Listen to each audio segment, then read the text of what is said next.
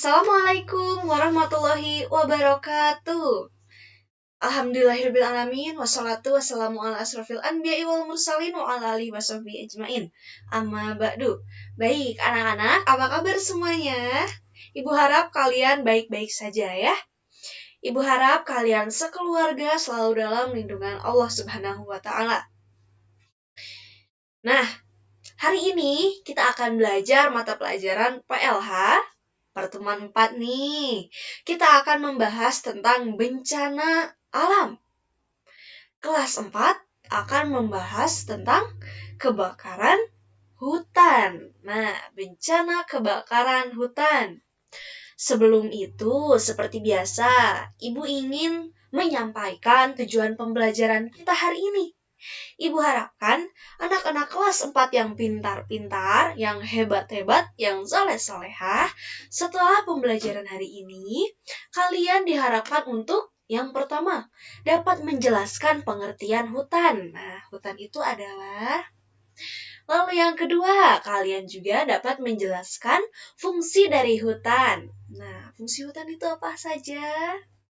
Yang ketiga, kalian dapat mengetahui peristiwa kebakaran hutan yang pernah terjadi di Indonesia. Lalu yang terakhir adalah dapat menjelaskan penyebab kebakaran hutan. Nah, Ibu harap setelah belajar hari ini kalian dapat memenuhi tujuan pembelajaran ini.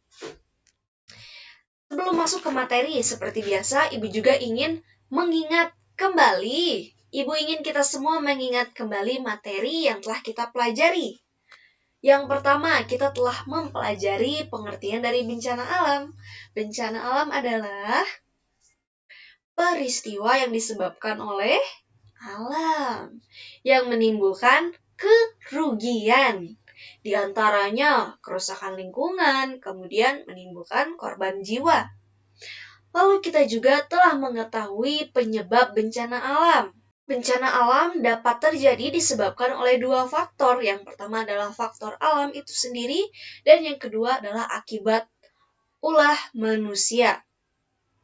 Bencana alam yang termasuk ke dalam faktor alam yang disebabkan faktor alam diantaranya adalah gempa bumi, tsunami, gunung meletus, kekeringan, dan angin puting beliung.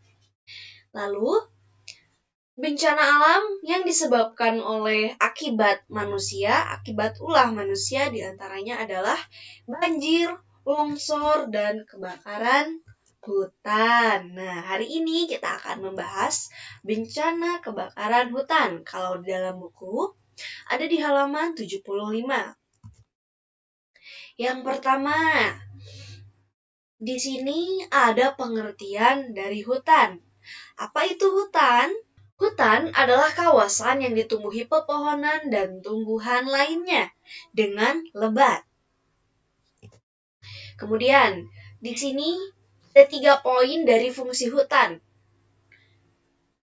Di antaranya, 3 poin ini. Yang pertama adalah tempat hidup hewan dan tumbuhan.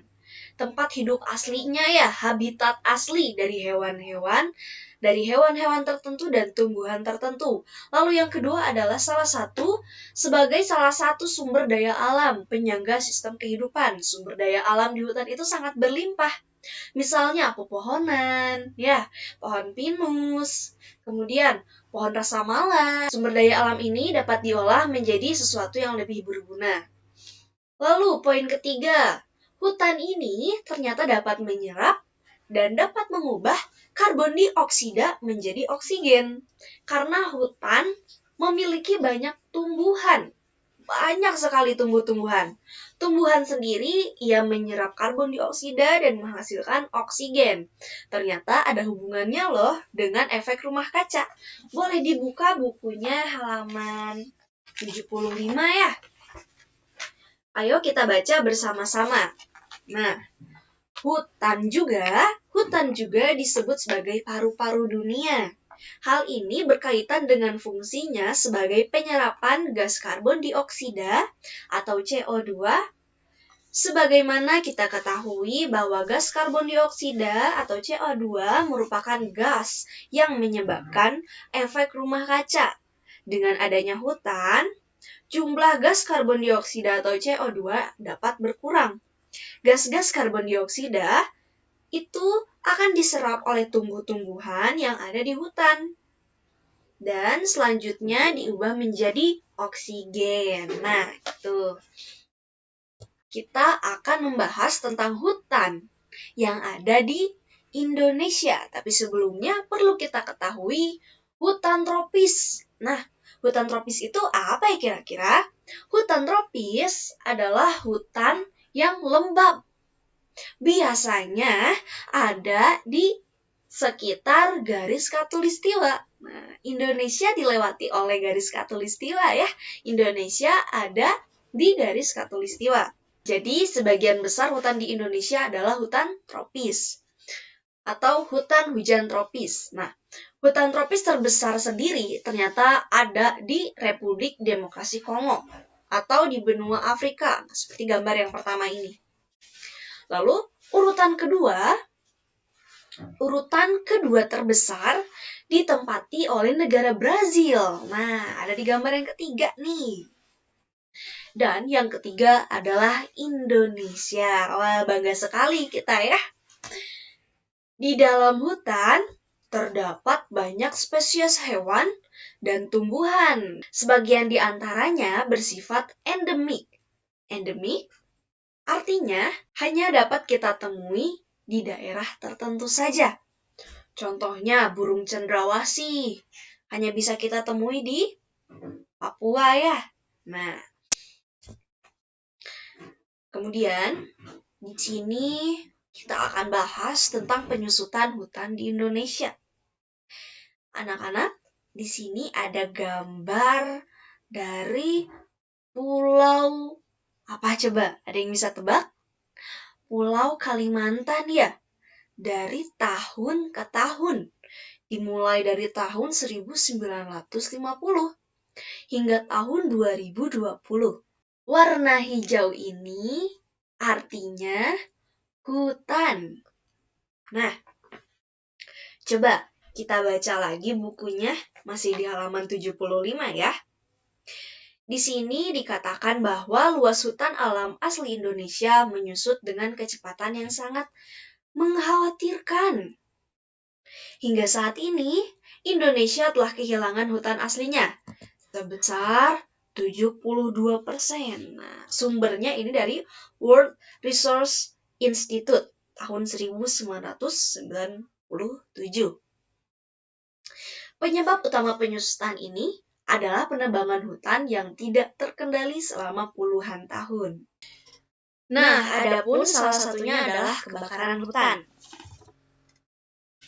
Saat ini, kebakaran hutan telah menjadi perhatian internasional sebagai isu lingkungan dan ekonomi. Kebakaran hutan merupakan ancaman bagi kehidupan karena dampak langsungnya pada ekosistem dan keanekaragaman hayati. Mulanya, kebakaran hutan ini dianggap terjadi secara alami. Tapi tahun-tahun terakhir ada pendapat bahwa kemungkinan manusia mempunyai peran dalam memulai kebakaran itu. Misalnya, untuk memudahkan perburuan dan membuka petak-petak pertanian di dalam hutan. Berbagai proses degradasi dan deforestasi. Degradasi ini artinya menurun ya atau berkurang. Deforestasi juga artinya adalah berkurang atau menurun, forestasi. Forest artinya hutan.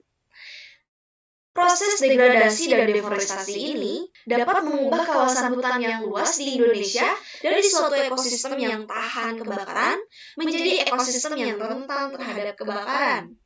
Secara periodik, pada tahun 1980 dan 1990-an, kebakaran hutan terjadi di Kalimantan. Nah, nih, kebakaran hutan yang terjadi di Indonesia, di antaranya terjadi di Kalimantan.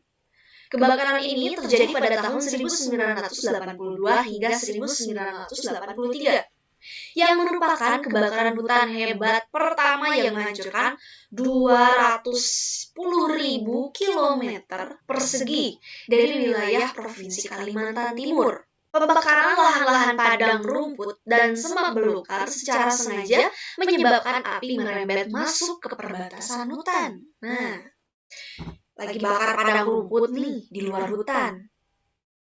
Lagi bakar padang rumput dan semak-semak belukar secara sengaja untuk membuka lahan pertanian. Setelah dibakar, ternyata apinya tidak langsung padam. Apinya malah merembet masuk ke perbatasan hutan. Dari perbatasan hutan, merembet lagi masuk ke hutan. Akhirnya, kebakaran ini mencapai rawa gambut yang kering. Di bawah rawa gambut ini, terdapat cikal bakal batu bara. Nah, jadi seperti yang kita tahu bahwa batu bara itu sangat mudah sekali terbakar ya. Pembakaran skala besar menghasilkan kabut yang tidak mudah hilang. Kabut tersebut barulah hilang setelah masuk pada musim penghujan. Nah, tetapi kebakaran yang terjadi pada tahun 1997 tidak mudah dipadamkan oleh air hujan dan terus menghasilkan kabut tebal yang menyebar hingga negara tetangga, di antaranya adalah Malaysia dan Singapura. Kita telah mengetahui kebakaran hutan yang terjadi di Indonesia nih, paling besar terjadi pada tahun 1980-an dan 1990-an ya. Nah, kalau begitu kira-kira apa ya yang menyebabkan kebakaran itu? Penyebab kebakaran hutan ternyata ada dua faktor. Yang pertama adalah faktor alam itu sendiri dan yang kedua adalah faktor manusia. Boleh dibuka bukunya, halaman 77. Yuk, kita sambil dibaca ya. Kebakaran hutan yang terjadi karena faktor alam biasanya terjadi pada musim kemarau ketika cuaca sangat panas. Faktor alam yang dapat menyebabkan kebakaran hutan diantaranya adalah sambaran petir. Kemudian yang kedua, gesekan batang tumbuhan yang dapat menimbulkan percikan api. Lalu yang ketiga adalah aktivitas vulkanis. Lalu yang kedua adalah faktor manusia. Yang pertama, pembukaan lahan dengan cara pembakaran untuk kepentingan manusia. Di buku dijelaskan bahwa tingkat pendapatan masyarakat yang relatif rendah, sehingga masyarakat memilih alternatif yang mudah, murah, dan cepat untuk membuka lahan. Lalu yang kedua yaitu kecerobohan manusia. Misalnya, membuang puntung rokok sembarangan, kemudian lupa mematikan api di perkemahan. Sampai sini, apakah ada yang ingin ditanyakan? Apakah ada yang masih bingung? Kalau ada yang bingung dan ada yang ingin ditanyakan, boleh hubungi ibu ya, atau boleh komen di kolom komentar. Kalau begitu, ibu ucapkan terima kasih banyak telah memperhatikan paparan materi hari ini. Pembelajaran kali ini akan ditutup dengan doa akhir majelis. Subhanakallahumma wa bihamdika asyhadu an la ilaha illa anta astaghfiruka wa atubu ilaik. Terima kasih semuanya. Assalamualaikum. Semangat